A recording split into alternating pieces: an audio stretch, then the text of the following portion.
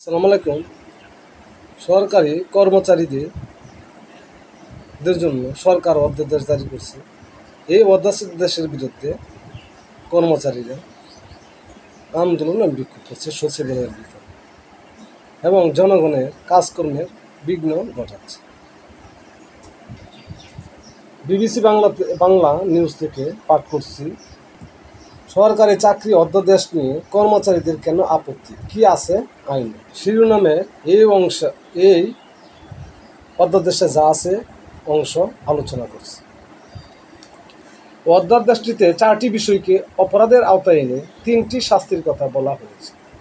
এগুলো হলো বরখাস্ত, অব্যাহতি এবং বেতন ও পদের গ্রেড কমিয়ে দেওয়া। যেসব অপরাধের জন্য শাস্তি দেওয়া যাবে সেগুলো হলো অনানুগত্য দেখানো ও কাজে বাধা দেওয়া, একক বা সমবেতভাবে কাজে অনুপস্থিত থাকা, কাউকে কাজ থেকে বিরত থাকতে উস্কানি দেওয়া এবং কাউকে কাজ করতে বাধা দেওয়া।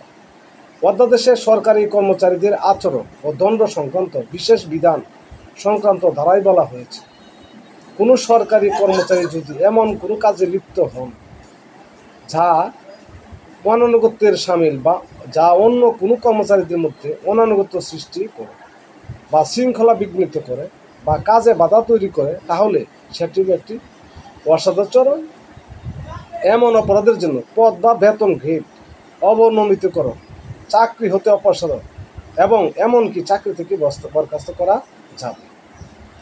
আবার কেউ যদি একক বা দলবদ্ধভাবে ছুটি বা যুক্তিসঙ্গত কারণ ছাড়াই কাজে অনুপস্থিত থাকে বা এ ধরনের কাজ করতে কাউকে উস্কানি দেন বা কাউকে কাজ করতে বাধা দেন, তাহলে তার জন্য একই শাস্তি প্রযোজ্য হবে।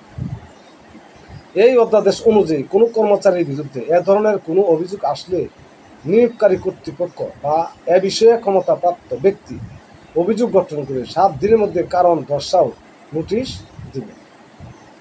নোটিশের জবাব পেলে সেটি বিবেচনা করে কাউকে দোষী সাব্যস্ত করা হলে কিংবা তাকে কেন দণ্ড দেওয়া হবে না সেই জন্য নোটিশ জারির 7 কার্যদিবসের মধ্যে কারণ দর্শাও নোটিশ দিবেন কর্তৃপক্ষ। এরপর অভিযুক্ত ব্যক্তি কারণ ব্যাখ্যা করে জবাব দিলে তা বিবেচনা করে বা জবাব না দিলে অধ্যাদেশে যেসব শাস্তির কথা বলা হয়েছে তার যে কোনো দণ্ড দেওয়া যাবে। কোনো কর্মচারীকে দণ্ড দেওয়া হলে তিনি 30 কার্যদিবসের মধ্যে আপিল করতে পারবেন, তবে রাষ্ট্রপতির আদেশের বিরুদ্ধে আপিল করা যাবে না। যদিও দণ্ডপ্রাপ্ত কর্মচারী আদেশ পূর্ণ বিবেচনার জন্য রাষ্ট্রপতির কাছে আবেদন করতে পারবে। এরপর রাষ্ট্রপতি যেভাবে মনে করবেন সেভাবে আদেশ দিতে পারবে। তাহলে ভাবুন, চিন্তা করুন, এটার বিরুদ্ধে তারা বিক্ষোভ করছে। তবে সরকারি চাকরিজীবীদের, আমাদের ভাই ভাতিজা বোন, তাদেরকে নাগরিক অধিকার থেকে বঞ্চিত করা যাবে না।